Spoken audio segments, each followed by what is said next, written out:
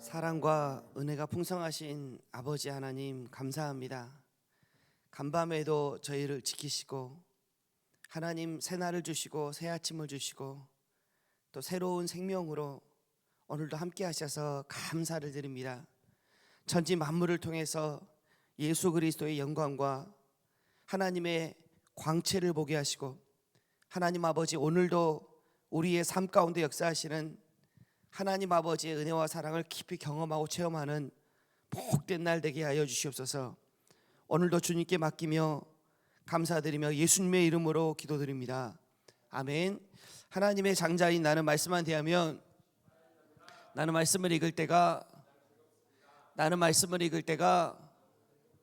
아멘 아멘. 우리 오늘 하가나 말씀 같이 한번 읊조려 보도록 하겠습니다. 시작. 누가 철학과 헛된 속임수로 너희를 사로잡을까 주의하라. 이것은 사람의 전통과 세상의 초등학문을 따름이요 그리스도를 따름이 아니니라. 우리 네 번 더 읊조려 보겠습니다. 시작. 누가 철학과 헛된 속임수로 너희를 사로잡을까 주의하라. 이것은 사람의 전통과 세상의 초등학문을 따름이요 그리스도를 따름이 아니니라. 누가 철학과 헛된 속임수로 너희를 사로잡을까 주의하라. 이것은 사람의 전통과 세상의 초등학문을 따름이요 그리스도를 따름이 아니니라. 누가 철학과 헛된 속임수로 너희를 사로잡을까 주의하라. 이것은 사람의 전통과 세상의 초등학문을 따름이요 그리스도를 따름이 아니니라. 누가 철학과 헛된 속임수로 너희를 사로잡을까 주의하라. 이것은 사람의 전통과 세상의 초등학문을 따름이요 그리스도를 따름이 아니니라. 아멘. 그리스도를 따름이라는 제목으로 같이 은혜 나누고자 합니다. 누가 철학과 헛된 속임수로 너희를 사로잡을까? 누가 있다는 거죠. 사로잡는 세력이 있다는 겁니다. 뒤에 살펴보겠지만 사로잡힐까 이 말은 노력하고 빼앗는 걸 말합니다. 빼앗고 사로잡아서 빼앗고 노력하는 세력이 있다는 거죠. 어떤 사람 누군가가 있다는 겁니다. 성경에는 공중 권세 잡은 자다, 세상 풍조를 따르게 하고 불순종하게 하는 역사하는 영이 있다라고 말씀합니다. 또 거짓의 아비, 너희 아비 마귀에게서 났고 하나님께서 거짓 가운데 살 수밖에 없는 우리를 미혹하는 세력 가운데 잠깐 두신 목적이 있는데 살 수밖에 없는 거짓의 아비, 거짓 속이는 세력, 거짓말쟁이가 있다라는 겁니다. 세력이 있다는 거죠. 도둑이 오는 것은 도둑질하고 죽이고 멸망시키려는 것뿐이요 도둑이 있다는 거예요. 그리고 도둑질하고 죽이고 멸망시킨다는 겁니다. 그런 세력이 있다는 거예요. 마귀인데요, 사단인데 마귀의 관계가 있는데 통치자들과 권세들과 어둠의 세상 주관자들이다. 통치하는 세력이 있고 권세가 있다는 겁니다. 근데 이 세력의 특징이 뭐니까 어둠의 세상 주관자들이에요. 안 보이게 하는 겁니다. 못 보게 하는 거예요. 하나님의 은혜와 사랑을 못 보게 하는 거예요. 하나님의 위대하심, 하나님의 아버지 되심을 못 보게 하고 가리는 세력이 있다는 겁니다. 그래서 악의 영들을 상대함이라. 우리가 싸워야 할 대상이 어떤 보이는 것을, 눈에 보이는 것과 싸우는 것으로 착각을 하는데, 눈에 보이는 어떤 환경, 상황, 어떤 나의 몸의 상태, 나의 감정, 이런 것들과 싸우는 것으로 착각을 하는데, 사실은 그게 아니라 우리 싸움의 상대는 그런 눈에 보이는 사람이나 어떤 환경이나 상황이 아니라 악한 영의 세력이 있다는 거예요. 도둑질하고 죽이고 빼앗고 멸망시키고자 하는 어떤 세력이 있다는 겁니다. 그 악한 영과의 싸움이라는 거예요. 철학은 필라소피아, 그 지혜에 대한 사랑, 열심이라는 뜻이죠. 이 자체가 결코 나쁜 건 아닙니다. 하나님께서 우리 인간을 하나님을 담는 하나님의 형상, 하나님을 담는 그릇으로 창조하셨기 때문에 끊임없이 우리 안에 하나님을 찾고자 하는 마음이 있습니다. 어떤 존재의 근원을 찾고 내가 누구고 내가 어떻게 살아야 되고 내가 이 땅에 사는 의미와 존재와 목적은 뭔가, 어떻게 살아가야 될 것인가, 의미 있고 보람 있는 삶을 살고자 하는 하나님이 마음을 주셨어요. 그래서 그것을 찾고자 하는 열심과 사랑 자체는 나쁜 게 아니죠. 나쁜 게 아님에도 불구하고 그 안에 그리스도가 계시지 않기 때문에, 그리스도를 따름이 아니기 때문에 흑암의 권세 아래에 있는 거라는 겁니다. 뭔가 찾긴 찾아요. 굉장히 심오하고 굉장히 깊습니다. 사상적으로 깊고 뭔가 그럴듯하고 내 마음을 흥분시키고 뭔가 만족을 일시적으로 주는 것 같은데, 이상하게 내 삶 가운데 마음속 깊은 곳에서 기쁨이 솟아나오지 않는 거예요. 이상하게 생명이 없는 거예요. 하나님의 영광의 광채를 보지 못합니다. 내가 누구이고 내가 어디서 왔고 어디로 가는가, 근본적인 뭔가 이렇게 사상이 굉장히 깊고 뭔가 생각이 깊은 것 같은데, 내가 어디서 왔고 어디로 가는지 근본적인 질문에 대해서 답을 해주지 못하고, 무엇보다도 인격적인 교제가 없습니다. 하나님이 느껴지지 않는 거예요. 하나님은 인격이시고 하나님은 우리의 아버지가 되시고 인격 대 인격으로서 나와 친밀한 교제를 하시는 분인데, 삶 속에서 끊임없이 말씀하시는 분이고, 삶 속에서 끊임없이 하나님과의 교제와 대화 속에서 계속 생명을 공급받고 이렇게 말씀하시고 그 음성을 듣는 관계인데, 뭔가 깊긴 깊은데 생명력이 없어요. 생명력이 없고 우울해집니다. 우울해지고 이게 자기만의 세계에 빠져요. 철학 자체가 나쁜 건 아니죠. 하나님이 그걸 통해서 또 사용하시죠. 그럼에도 불구하고 그리스도가 빠져 있기 때문에, 그리스도가 계시지 않으면 그 철학은 생명이 없는 겁니다. 이 속임수가 아파테라는 단어인데, 속임이라는 뜻이 있고 즐거움, 기쁨, 또 그래서 유혹이라는 단어로 처음에는 부정적인 의미가 없었는데 이제 부정적인 의미로 부정적인 의미를 갖게 됩니다. 이 기쁨이나 즐거움 자체가 나쁜 건 아니죠. 하나님께서 우리에게 주신 선물입니다. 즐거운 게 뭐가 나쁘겠어요? 기쁜 게 뭐가 나쁘겠어요? 하나님께서 영원한 참 기쁨을 우리에게 주시기 위해서 이 땅 가운데 그리스도를 보내주셨는데 그 자체가 뭐가 나쁘겠어요?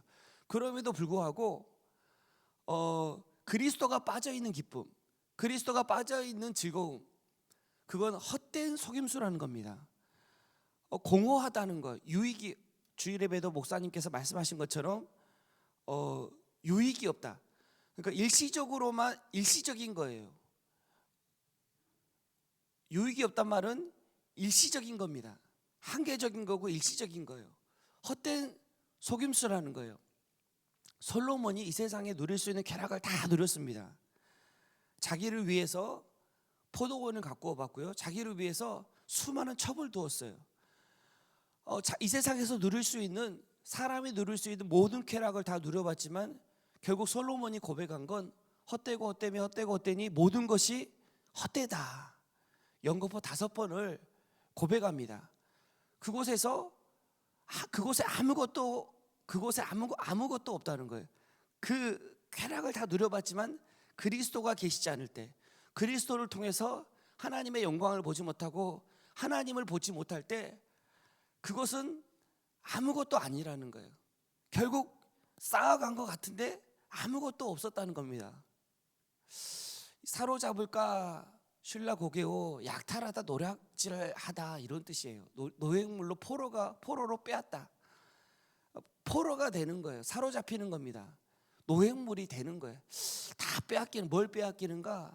생명을 빼앗기는 겁니다. 영원한 만족, 영원한 기쁨, 영원한 쉼을 다 빼앗기는 거예요. 그 영원한 생명의 누림을 빼앗기는 겁니다. 교제가 없는 거예요. 일시적으로 어떤 기쁨을 주는 것 같고 일시적으로 어떤 쉼을 주는 것 같은데, 정신적으로 안정을 주는 것 같은데, 그리스도가 계시지 않으면 인간은 관계거든요. 관계. 내가 누구인가는 관계를 통해서 알 수가 있거든요. 하나님이 계시기 때문에 내가 누구인가 알게 되는 겁니다. 자아는 관계를 통해서 내가 누구인가, 정체성은 관계를 통해서 알게 되는 거거든요. 관계가 아니면 인간은 존재하지 않습니다. 사랑은 관계거든요. 인간은 사랑을 통해서 살아가게 되고 하나님께서 그렇게 지으셨어요. 근데 이 철학과 헛된 속임수, 그리스도가 빠져 있으면 관계가 맺어지지 않는 거예요. 교제가 없는 겁니다. 그걸 생명이 없다라고 표현합니다. 생명은 관계고, 하나님이 아버지가 되시고 계속 삶 속에서 하나님께서 나에게 내가 왜 살아야 되는지 인격적으로 의미를 주시는 거예요. 계속 공급해 주시는 겁니다. 일시적으로 한번 주고 끝나는 게 아니라, 안다고 해서 끝나는 게 아니라 계속 하나님께서 나에게 의미를 부여해 주시는 거예요. 내가 왜 살아야 되고, 오늘 내가 왜 무엇을 해야 되고, 무엇을 위해서 살아가야 되는지 계속 말씀해 주시는 거예요. 공급해 주시는 겁니다. 인격으로서 말씀해 주시는 거죠. 그것이 영원한 생명입니다. 그게 생명에 있다라고 표현을 해요.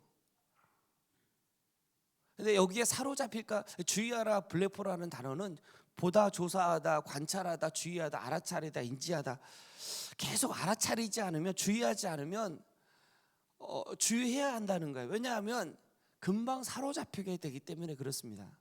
금방 보이는 것으로 살아가게 돼요. 금방 철학과 헛된 속임수로 살아가게 될 수밖에 없는 게 우리이기 때문에 주의하고 살펴봐야 된다는 거예요. 계속 살펴야 된다는 거예요. 하나님이 그렇게 하신 이유와 목적이 있죠. 그때 사람의 전통과 세상의 초등학문을 따르며, 그때 너희는 그 가운데서 행하여 이 세상 풍조를 따르고 공중의 공세 잡은 자를 따랐으니 곧 지금 불순종의 아들들 가운데 역사하는 영이다. 사람의 전통, 사람들의 유전을 따를 수밖에 없는 거죠. 세상의 초등학문은, 초등이라고 번역을 했지만 여러 번 말씀하셨는데 근본 원리라는 뜻입니다. 근본 원리. 세상을 사는 근본 원리가 있어요. 지혜롭게 사는, 굉장히 지혜롭습니다. 굉장히 심오하고 인생의 의미를 꿰뚫어 보고 굉장히 도움이 되는 철학들이 많아요. 그리고 그 세상에 살아가는 근본 원리들이 있어요. 세상 사람들이 살아가는 근본 원리들이 있습니다. 부분적으로 성경적이고 부분적으로 하나님의 원리에 기초한 거기 때문에 굉장히 심오하고 굉장히 우리에게 도움을 주죠. 그러나 생명이 없어요. 그리스도가 빠져 있으면. 육으로 난 것은 육이요, 영으로 난 건 영이니. 아무리 세련되고 육이 아무리 심오하고 아무리 통찰력이 있고 아무리 꿰뚫어 보는 원리라 할지라도, 도움이 된 것이라 할지라도 나에게 생명을 주지는 못해요. 나에게 계속적인 생명이 공급되지가 않습니다. 거듭나야 하는 거예요. 그리스도로. 영으로 난 것은 영이니. 영으로 난 것만 영입니다. 거듭나야만 생명이 있는 거예요. 내 안에 그리스도가 오셔야만 내 안에 생명이 있는 겁니다. 심오한 철학을 알고 세상의 원리를 꿰뚫어 보았다 그래서 그것을 통해서 내 안에 생명이 있는 게 아니라는 겁니다. 그리스도가 생명이라는 거예요. 그리스도가 오셔서 거듭나야 된다는 겁니다. 살리는 것은 영이니 영은 무익하니라. 너희에게 이른 말이 영이요 생명이다. 하나님 말씀이 내 안에 들어오셔야 된다는 겁니다. 하나님 말씀이 내 안에 들어오셔서 내가 거듭나고, 그 거듭나신 생명을 통해서 내가 누구인지, 내가 원래 생명이 없는 자구나. 그런데 그리스도 안에서 그리스도가 내 머리가 되심으로 내가 그리스도의 모든 충만하심을 매일 공급받는 자구나. 하나님이 우리 아버지시구나. 안 그러면 우리의 염려를 벗어날 방법이 없습니다. 아무리 안 하려고 해도, 아무리 심오한 철학을 알고 세상의 원리를 깨달아도 또 우리가 육체대로 살아갈 수밖에 없어요. 보이는 것으로, 육신으로 살아갈 수밖에 없습니다. 내가 죽은 자라고 인정되어질 때, 육체가 죽었음을 인정되어질 때 나의 육체의 모든 생각이 이미 예수 그리스도 안에서 죽었고, 내가 그리스도 예수 안에서, 성령 안에서 새롭게 주님의 생명으로 산 자라는 것이 인정되어질 때 세상을 이긴 자로 그리스도의 생명으로 그리스도의 충만하심으로 살아갈 수 있는 겁니다. 따릅니다 이 말은 그 아래에 있다는 거.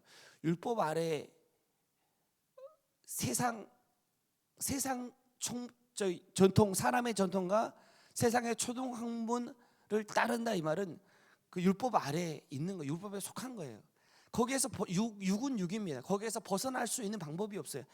아무리 훈련을 하고 아무리 자기를 수련하고 아무리 가꾸어도 아무리 고치려고 해봐도 고칠 수가 없는 거예요. 고쳐서 해결되는 게 아니라 그리스도 안에서 죽어야 해결이 되는 겁니다. 죽은 자임을 인정할 때 내가 그리스도 안에서 사실은 내가 하나님 없이는 소망이 없는 자라는 것이 인정되어질 때 그리스도의 생명으로 충만하심으로 살 수 있는 거죠. 그리스도를 따릅니다. 내가 길이요 진리요 생명이니 그리스도 예수만이 길입니다. 그리스도만이 생명이세요. 그리스도가 아니고서는 아버지께로 갈 자가 없어요. 예수님이 오신 것은 우리로 생명을 얻게 하고 생명을 풍성하기 위해서 오셨습니다. 지은 것이 하나도 그가 없이는 된 것이 없는, 다 지으셨죠. 만물이 그로 말미암았습니다. 그리스도께서 지으셨어요. 그럼에도 불구하고 만물 그 자체로는 아무리 화려하고 큰 기업을 이루고 아무리 어떤 대단한 것을 이루어도 그가 없이는 된 것이 없습니다. 아무 의미가 없어요. 생명이 없어요. 그 가운데 생명은 없습니다. 그가 만물보다 먼저 계시고 근본이시라는 거죠. 만물이 그 안에 함께 서느니라. 그리스도가 계셔야 세워지는 거예요. 그리스도가 계시지 않으면 세워진 것 같은데 아무것도 아닌 거예요. 공허하고 아무 의미가 없는 거라면 그리스도가 계실 때 세워집니다. 그리스도 안에서 의미가 있는 거예요. 그리스도 안에서 가정의 의미가 있고 그리스도 안에서 교회가 의미가 있고 그리스도 안에서 내가 하는 사업과 직장의 의미가 있는 거예요. 내 사업과 내 가정과 내 직장은 그리스도가 계시면 모든 충만으로 의미가 되어집니다. 모든 충만이 되어져요. 내가 보기에는 어떠한 모양일지라도 뭐 볼품이 있든 볼품이 없든 내가 보기에 세상의 관점에서 아무 의미가 없어요. 그곳에 그리스도가 계시면 모든 충만이 됩니다. 모든 의미가 되고 모든 생명이 돼요. 근데 세상이 보기에 아무리 화려하고 번듯해 보이고 높이 쌓은 것 같아도 그리스도가 계시지 않으면 의미가 없고 생명이 세워지지 않는 거예요. 아버지께서는 모든 충만으로 예수 안에 거하게 하시고, 왜냐하면 예수 안에 모든 충만을 두셨기 때문에 그렇습니다. 하나님의 모든 것이 예수 안에 있기 때문에 그렇습니다. 그 안에는 신성의 모든 충만이 육체로 거하시고 모든 하나님의 충만이 그 안에 거하시는 거죠. 너희도 그 안에서 충만하여졌으니, 그리스도를 머리 삼고 우리가 그의 몸된 교회이기 때문에 그리스도로 충만해진 거예요. 그리스도의 충만이 나의 충만이 된 겁니다. 이게 따로가 아닌 거예요. 내가 어떠하냐가 중요한 게 아닙니다. 내 모습이 어떠하냐가 중요한 게 아니라 그리스도가 나의 머리 되심을 인정하고 선포할 때 그리스도의 충만하심이 나의 충만하심이 되고 그리스도의 부요하심이 나의 부요하심이 되고 그리스도의 모든 것이 나의 모든 것이 되는 겁니다. 그리스도가 모든 것의 머리가 되셨기 때문에 그래요. 이 땅을 살아가는 그리스도가 머리 되시고 그의 몸된 우리 교회의 사명이 뭔가, 교회의 삶의 의미가 뭐, 내가 오늘 왜 살아가야 되죠? 나의 삶의 의미와 목적과 방향이 뭔가, 그리스도 안에서 생명을 얻고 내가 한 게 아닙니다. 일방적으로 하나님의 은혜 가운데 그리스도 안에 있는 것을 깨달아 알게 된 거죠. 하나님의 은혜로 내가 그리스도 안에 있음을 깨달아 알게 되고 그리스도가 나의 머리이심을 깨달아 알게 된 것이 생명인데, 그리스도 안에서 생명을 얻고 또 그리스도로 그 생명이 풍성해지고 그 생명이 풍성해진 그 풍성함으로 그 풍성함이 흘러넘쳐서 가족에게, 이웃에게, 직장 동료에게 흘러넘쳐서 그들이 그리스도의 생명을 얻고 그리스도의 생명으로 풍성함을 누리는 통로가 오늘을 사는 나의 의미고 사명이고 목적입니다. 에베소서 1장 23절에 교회, 우리죠. 그의 몸인데 만물 안에서 만물을 충만하게 하는 이의 충만이다. 우리가 만물 안에, 하나님이 우리를 만물 안에 있게 하셨습니다. 만물을 우리의 사명으로 주셨어요. 그 이유는 뭐냐면 만물을 충만케 하시는 이의 충만으로 우리를 두신 거예요. 나를 통해서 내가 통로가 되어서 만물을 충만케 하는 겁니다.